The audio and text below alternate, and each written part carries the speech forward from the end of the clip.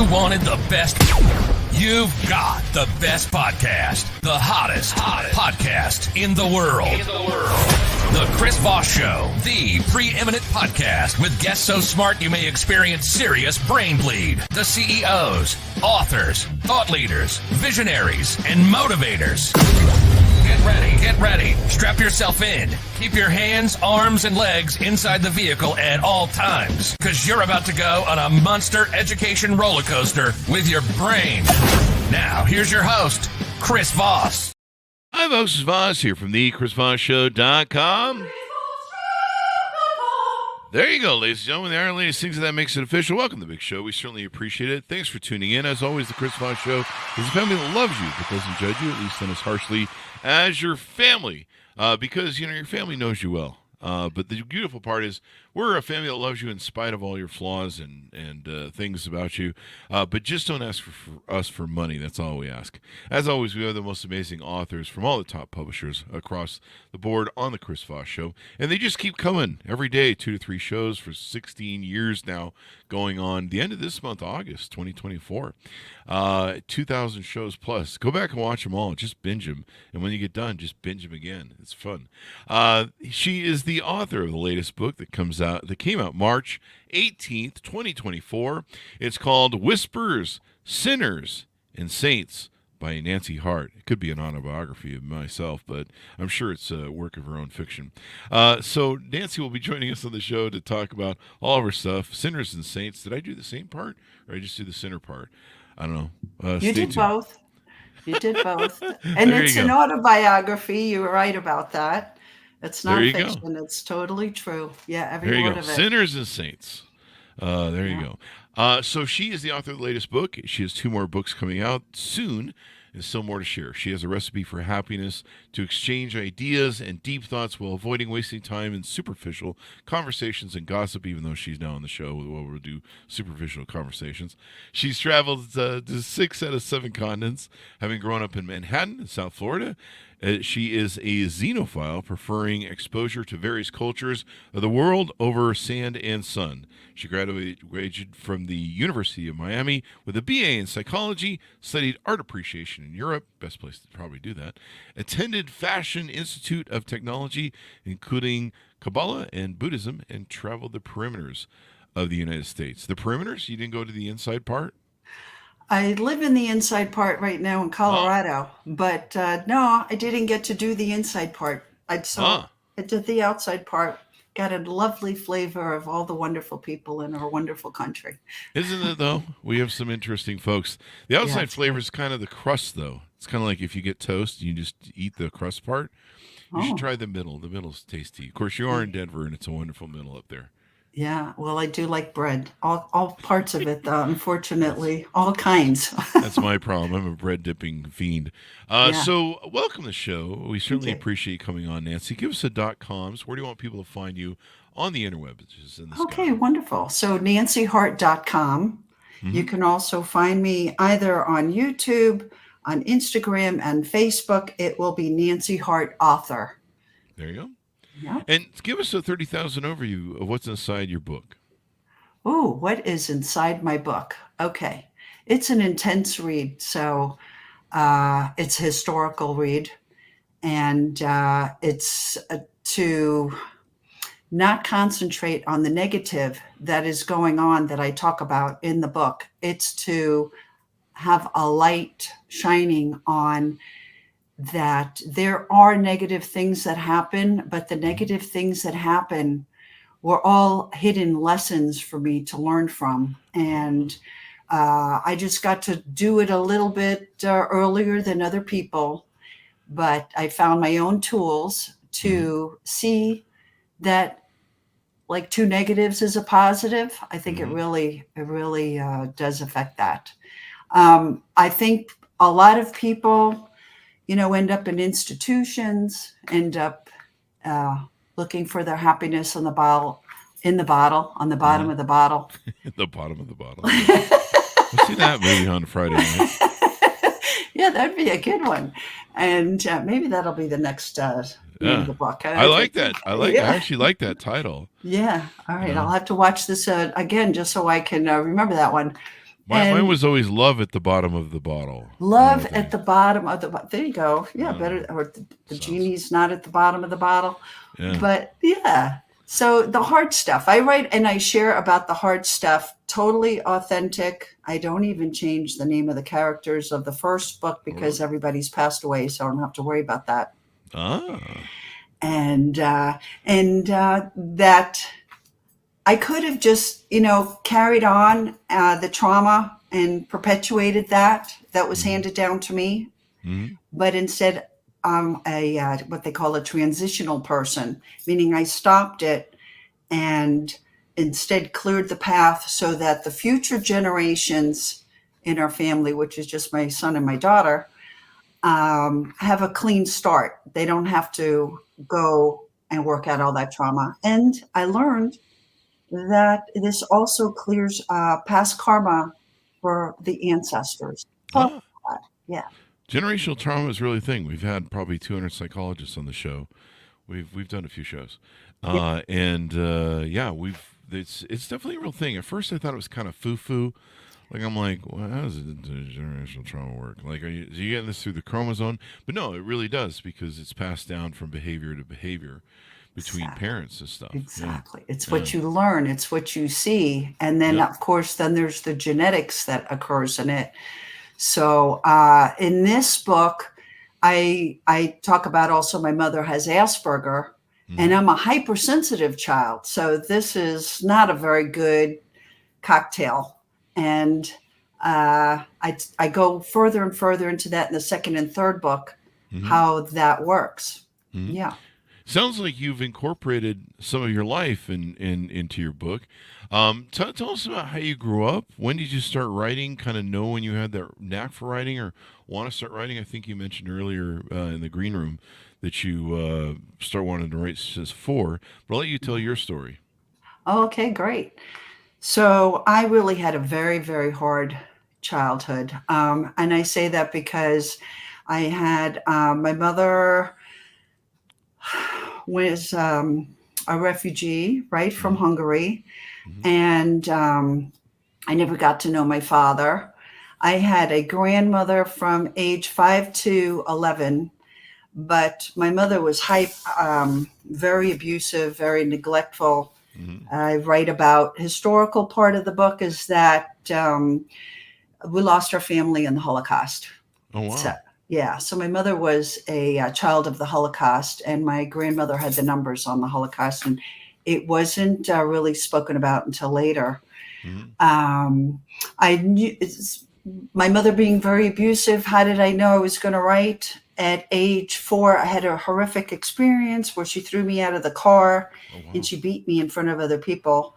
Mm-hmm. And other people would, maybe other kids would, I don't know. I don't know how other kids would react. But me, I always had to ask why and what Yeah. is the purpose of this? I was always very curious and how do I make this into a good thing? Because Yeah.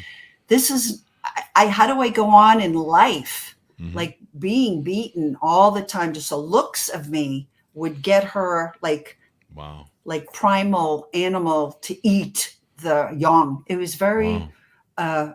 very strange, very Yeah. strange. And as a So child, you're trying to process all that. You're yeah, you're like, trying to process all why? that. Why am I? This is a strange way to be loved.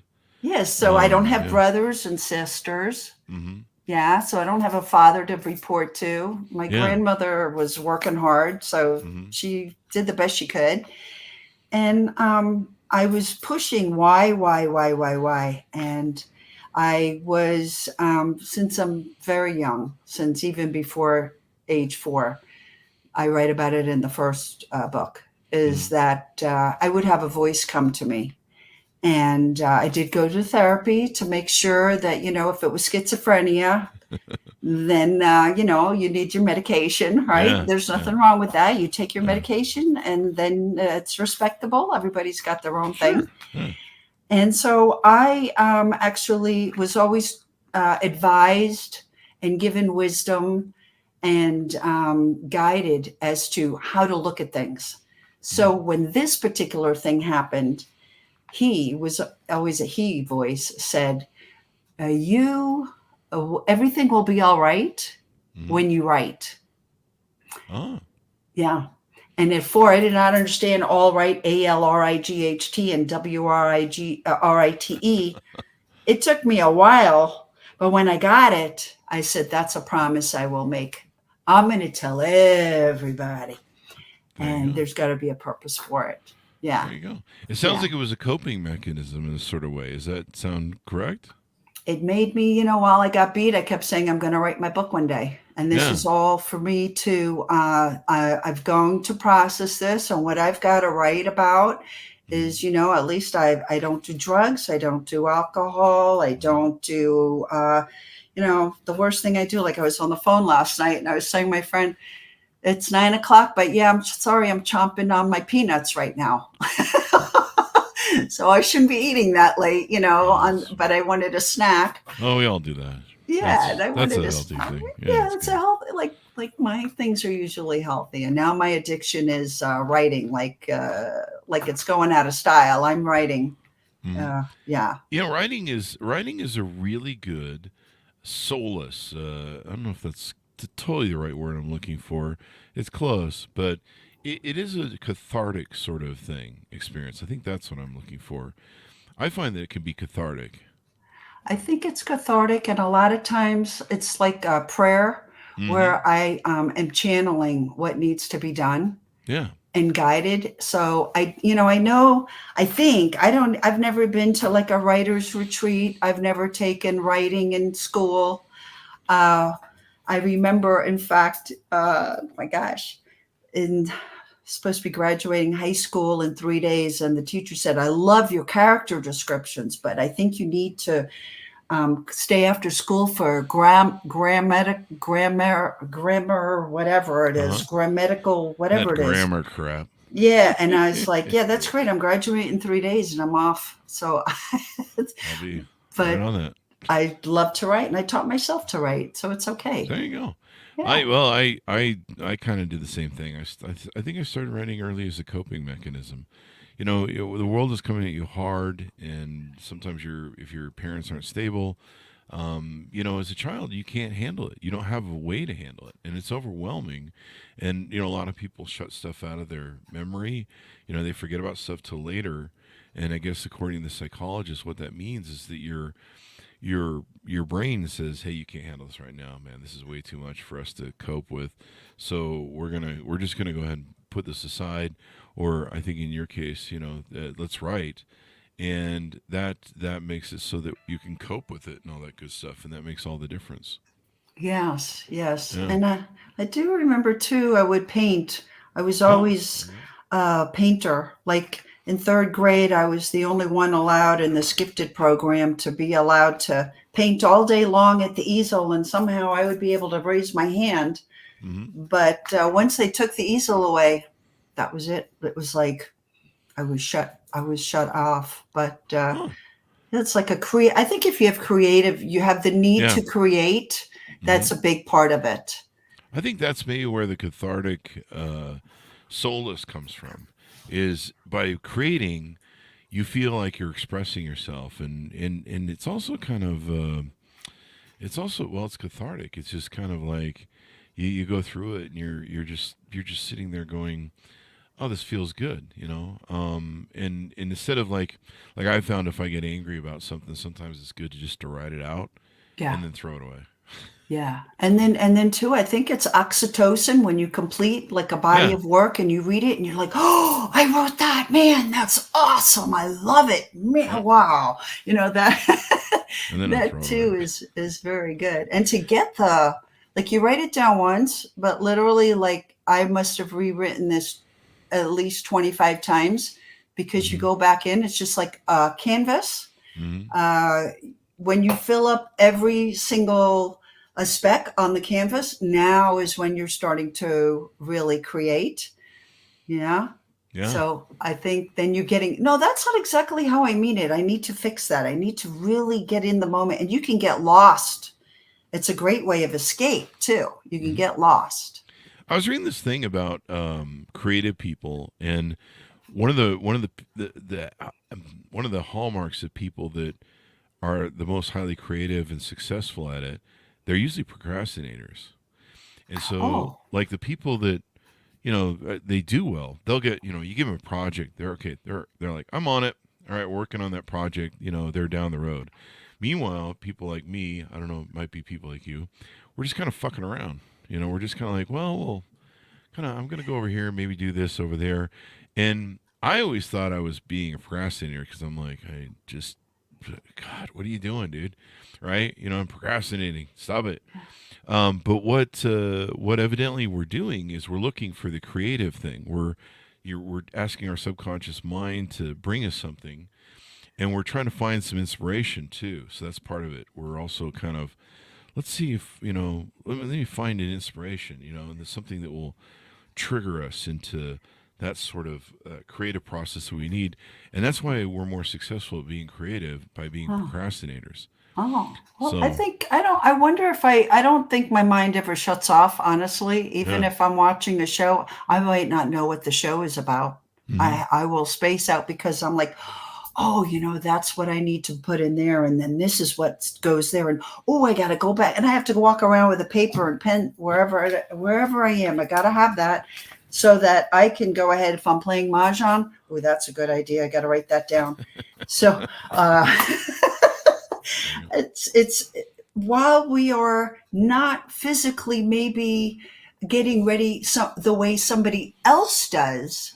Hmm. I think they put this label procrastinator. I think maybe we're still working, but in our artistic way. I'd rather Yeah. say that. There you go. I think, yeah, I think that meets right there in the middle of what I was saying. So there you go. Yeah. Now, so you've incorporated a lot of this into the book. Let's get back to the book and talk about some of the characters in there. Oh, sure. And now, did you say that some of the characters were based on your life or Yeah, real they're life? all. It's all true. The whole Okay. 100% true. Everybody's passed away, so I don't even. I don't use last names. But everybody in there, that was their name. I fully give character descriptions. It starts. See, what I did not know is when I started writing my book, I did not know that it would really have to go back to my mother's history Ah, because I was so much just raised to be a people pleaser, just to yeah, please her until I yeah. went to college, to survive. The therapist said, I remember the first question, so what do you do to be happy? And I said, well, I have to make my mother happy. That makes me happy. And that was Oh the wow. first time he says, no, that's not, you have homework. You have homework. Yeah. That's your first assignment. So the characters is my mother is actually the sinner. Hmm. Because I do write about monster, but then my grandmother, who is the saint in the Hmm. story, she explains at the last in the last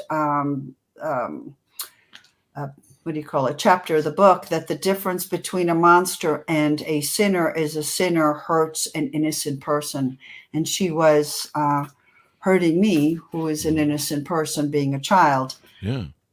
Whispers is the main character, I think, because he is the character that whispers in my ear. And that's how I call him Whispers. And he always Huh. whispers in my right ear.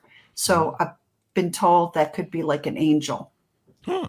There you go. So angels and saints, or Yeah.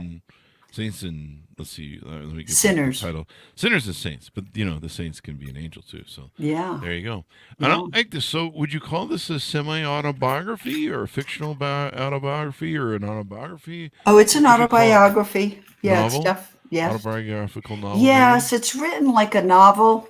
It's Mm-hmm. not written like most autobiographies. And it's a historical because I go through, there's a lot of history. I go through, talk about communism and I talk Mm-hmm. about the Nazism and I talk Mm-hmm. about what my family went through. I mean, but in a different kind of way.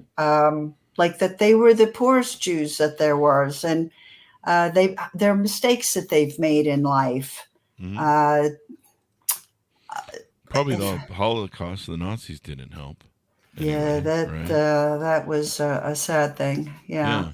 And And it there, I took, mean, there's damage from that tragedy. There's trauma, right? there you go. And There's, and you know that it probably influenced your mother to behave in not the best manner towards you, well, right? yeah, I do write that a lot of people would say, her quirkiness was due to that. Mm-hmm. And I'm still out about that. I don't like to, I kind of teeter totter because she had more, I think it's more of what was handed down in the family. Yeah, Her father, her grandfather, because she was a bastard child. It's just, I mean, I'm authentic. I say it the way it is. yeah. Grandma, love her, beautiful girl, but she fell in love with a royal and she got royally screwed. Let's say, Wow. put it that way. Pardon me, but my mother never knew who her father was. I mean, knew her the father, and he was royalty, blue blood, while they were, you know, living in poverty. Poverty. They lived in the ghetto before the ghetto got circled as being the ghetto. Yeah. Yeah, but the going back to, she had Asperger and she had tentacles of explosive disorder, and Okay. I describe her her grandfather, her Mm-hmm. grandfather as having episodes of very bad explosive disorder. Wow. And Yeah, generational trauma yeah, passed down, generational. right? Yeah, yeah, Yeah.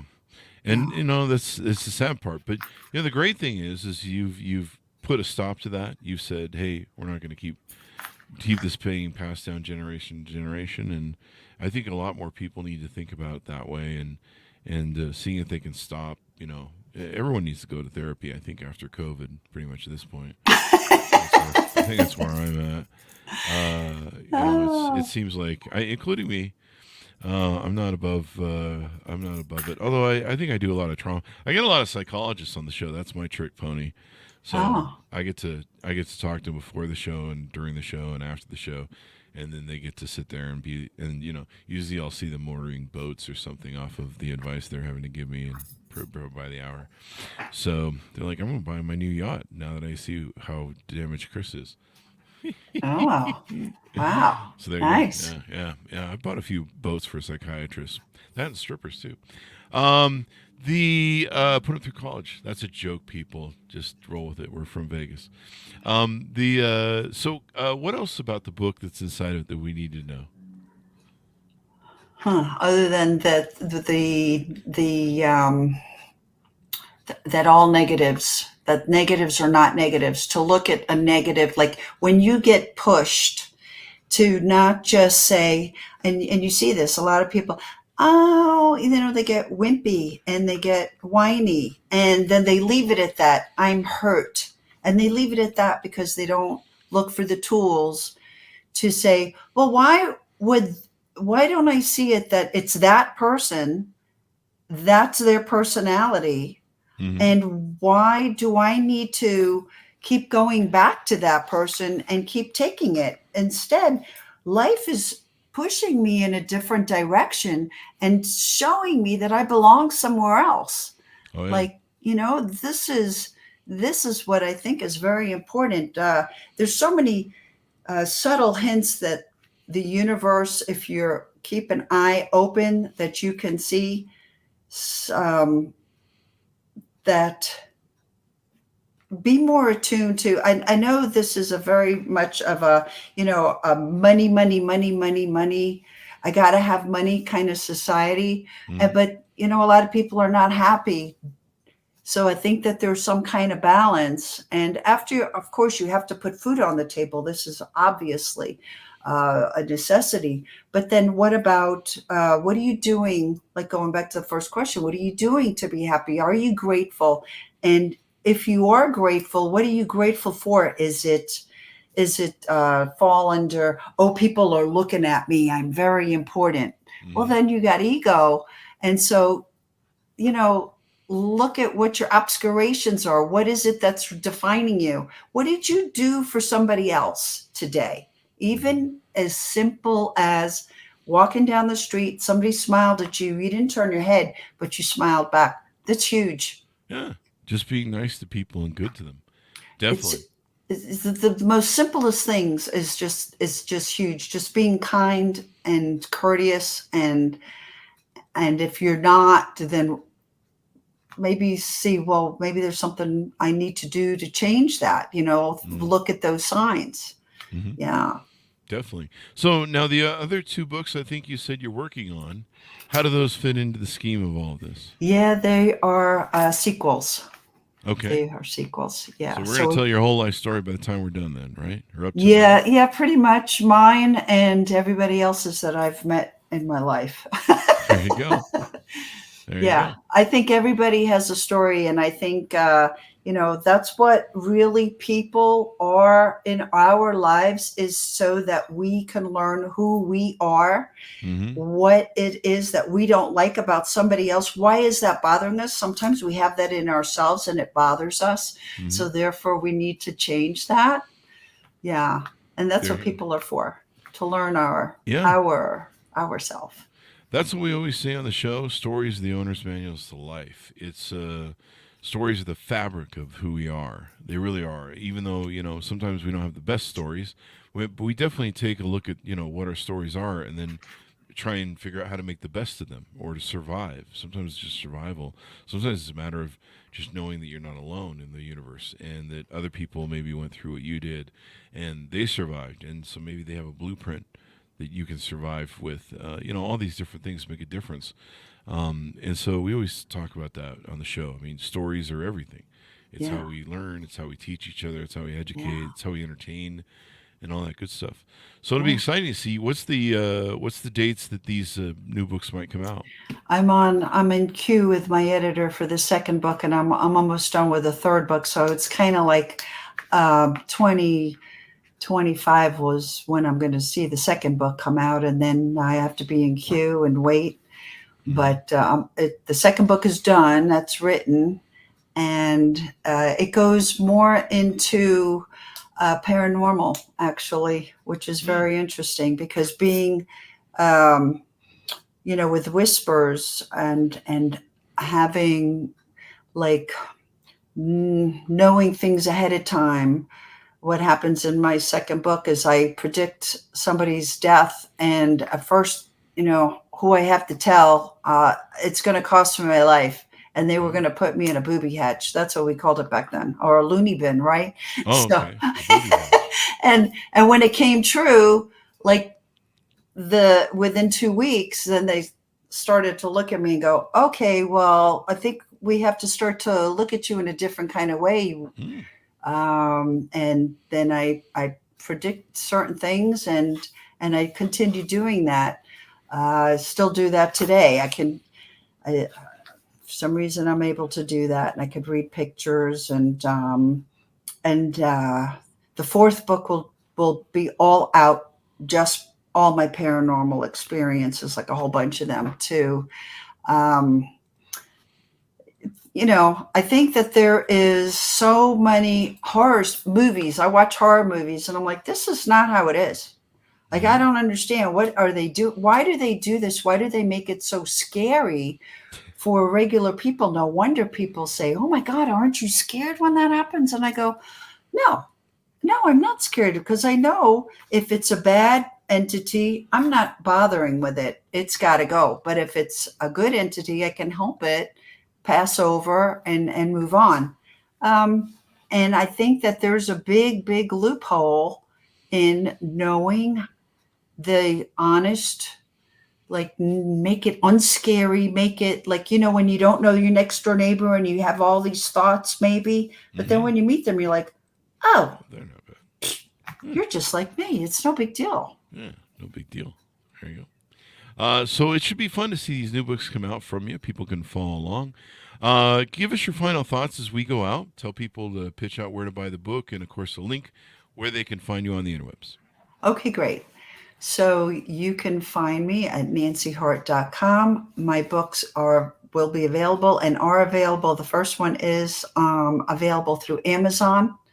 Just go to Whisper, Sinners, and Saints, or Nancy Hart, and there I will be. There you go. Well, thank you very much, Nancy, for coming on the show. We really appreciate it.